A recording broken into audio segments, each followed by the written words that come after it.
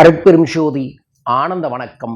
2 அமாவாசைகள் இணைந்து வரக்கூடிய அற்புதமான மாசி மாதம். ஆமாங்க, இந்த மாசத்துல 2 அமாவாசை வருது. அதாவது சதுர்தசி திதியில திதி கொடுக்கக்கூடாதுன்னு சொல்லுவாங்க. ஆனா மாசி மாதத்துல வரக்கூடிய சதுர்தசி திதிய போதாயன அமாவாசை, அதாவது போதர்னு ஒரு முனிவர் இருந்தார், அவருக்கான அமாவாசையாக சொல்லக்கூடியது. இந்த அமாவாசைக்கு அடுத்த நாள் வரக்கூடியது சர்வ அமாவாசை. ஸோ இந்த மாதம் 2 அமாவாசை வரதுனால 2 நாள் தர்ப்பணம் தரலாமா? எந்த நாளில் தர்ப்பணம் தரணும்? எந்த நாளில் வீட்டில் குலதெய்வத்துக்கு படையல் வழிபாடுகளை செய்யணும்? இந்த படையல் வழிபாடில் என்ன சூட்சும பொருட்களை வச்சா நம்ம குலதெய்வம் நம்ம வீட்டில் தங்குவாங்க என்பதை இந்த பதிவில் உங்களுக்காக பதிவு செய்ய இருக்கின்ற. குலதெய்வம் அப்படின்னு கமெண்ட் பாக்ஸில் மென்ஷன் பண்ணி லைக் பண்ணி ஷேர் பண்ணி சப்ஸ்கிரைப் பண்ணிவிட்டு இந்த பதிவை முழுமையாய் பாருங்கள். அருட்பெரும் ஜோதி அருட்பெரும் ஜோதி தனிப்பெரும் கருணை அருட்பெரும் ஜோதி. குருவே சரணம் குருவே துணை, குலதெய்வமே சரணம் குலதெய்வமே துணை, குபேரரே சரணம் குபேரரே துணை. ஆனந்த வணக்கம் அன்பு அன்பர்களே. மகாசிவராத்திரி விரதத்தில் இருப்பீங்க. நம்ம மகாசிவராத்திரி அன்று மாலையில் 7:30 7:54 வரைக்கும் ஒரு சிறப்பு வாழையம்மன் பூஜையை செய்ய இருக்கின்றோம். அந்த வாழையம்மன் பூஜையில் உங்களுக்காக அபிஜித் முகூர்த்த நேரத்தில் செய்கிறோம். உங்களோட வாழையம்மனுக்கான சூட்சும எந்திரத்தை பிரசாதத்தை சங்கல்பம் பண்ணி வாங்கிக்கலாம். கிழக்கக்கூடிய தொலைபேசிகளை தொடர்பு கொள்ளுங்க. 2 அமாவாசை, அதில் திங்கட்கிழமையும் அமாவாசை, செவ்வாய்க்கிழமையும் அமாவாசையாக வருகிறது. ஸோ திங்கட்கிழமை வரக்கூடிய அமாவாசையை போதாயன அமாவாசை என்று சொல்கிறார்கள். அதாவது போதாயன முனிவரின் வழிமுறைப்படி சாதாரண அமாவாசைக்கு முதல் நாளான சதுர்தசி திதியில் சூரிய அஸ்தமனத்திற்கு முன் அமாவாசை வரும்போது கடைபிடிக்கப்படுகிறது. இது சிறப்பு வாய்ந்த முன்னோர்களின் வழிபாடு. இது பித்ருக்கடன் செய்வதற்கு உகந்தது. யஜுர் வேத போதாயன சூத்திரத்தை பற்றி இது பின்பற்றப்படுகிறது. ஸோ அதனால் திங்கட்கிழமையும் அசைவ உணவை தவிருங்கள், செவ்வாய்க்கிழமையும் அசைவ உணவை தவிருங்கள். இது சித்தர்கள் மரபில் வரங்காட்டிக்கு திங்கட்கிழமை அமாவாசையை நம்ம பயன்படுத்த வேண்டாம்.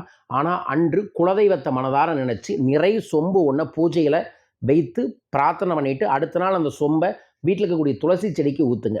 செவ்வாய்க்கிழமை அதிகாலையில் எந்திரிச்சு அன்று முழுவதும் விரதம் இருக்கிறன்னு வேண்டிட்டு காலை மதியம் உணவு எடுத்துக்கொள்ளாமல் மதியம் 12 மணிலேருந்து 2 மணிக்குள்ளே ஒரு சைவ உணவு படையல் செஞ்சு உங்கள் வீட்டில் பூஜை அறையில் போட்டு அந்த பூஜைக்கில் ஒரு முகம் பார்க்குற கண்ணாடியை வைத்து அதில் உங்கள் குலதெய்வத்தோட பேர் எழுதிக்கங்க.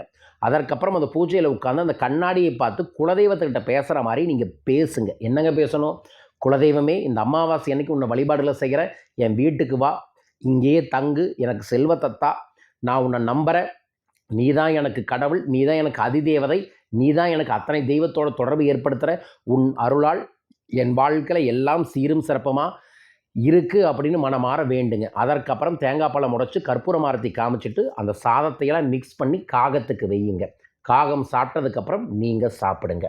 வியாபாரத்தில் இருக்கிறவங்க இந்த செவ்வாய்க்கிழமை விரதத்தை கண்டிப்பாக கடைபிடிங்க. ஏன்னா செவ்வாய்க்கிழமையுடன் இணைந்து வரக்கூடிய அமாவாசை அன்று வியாபாரத்தில் இருக்கிறவங்க விரதம் இருந்து ஒரு 10 பேர்த்துக்கு அன்னதானம் தந்தாங்கன்னா அவங்க வியாபாரத்தில் இருக்கக்கூடிய எப்பேற்பட்ட தடைகளும் காணாமல் போகும். ஸோ உங்களுக்கு அப்பேற்பட்ட அற்புதமான அமாவாசை இது வருது. அனைவரும் இதை பயன்படுத்தி வளம் பெற வேண்டும் என மனமாற பிரார்த்திக்கின்றேன். தெய்வீகமான இந்த நாளை பயன்படுத்தி கொள்ளுங்கள். அன்று இரவு படுக்க போகும்போது உங்கள் குலதெய்வ மந்திரத்தை 27 முறை எழுதி, குலதெய்வமே நீ என்னுடன் இருக்கின்றாய், நான் நம்புகின்றேன், எனக்கு அருளும் பொருளும் அள்ளித்தா என்று வேண்டிக் கொள்ளுங்கள். வேண்டியபடியே நடக்கும், நடக்க வேண்டுமென பிரார்த்திக்கின்றேன். வாழ்க. வரும் February 21 சென்னையில் தனிநபர் ஆலோசனை ஏற்பாடு பண்ணியிருக்கோம். தனிப்பட்ட முறையில் என சந்திக்க உங்கள் வாழ்வில் இருக்கக்கூடிய பிரச்சனைகளுக்கு தீர்வுகளுக்கான தொலைபேசி எண்களில் தொடர்பு கொள்ளுங்கள். March 1 பஞ்சவச்சி சாஸ்திரம் என்கின்ற ஒரு சக்தி மிக்க ஜூம் ஒர்க் ஷாப்பை ஏற்பாடு பண்ணியிருக்கோம். 2 hours ஒரு சிறப்பான கலையை நீங்கள் கற்றுக்கொள்ள முடியும். அதை உங்கள் வாழ்க்கையில் பயன்படுத்தி பலவிதமான பிரச்சனைகளை தீர்த்து செல்வ செழிப்பாய் வாழ முடியும். பயிற்சியை பற்றிய விவரங்களுக்கு தொடர்பு கொள்ளுங்கள். March 7 பணம் தரும் கலை பணவளக்கலை பயிற்சி வகுப்பு மலேசியா கோலாலம்பூரில் ஏற்பாடு பண்ணியிருக்கோம். மலேசியா அன்பர்களும் நண்பர்களும் இந்த பயிற்சியில் கலந்து கொள்ள தொலைபேசி எண்களில் தொடர்பு கொள்ளுங்கள். மீண்டும் ஒரு அற்புத பதிவில் உங்கள் அனைவரையுமே சந்திக்கின்றேன். அனைவருக்கும் அனைத்து செல்வம் அபரிதமாய் பெருகட்டும். வாழ்க.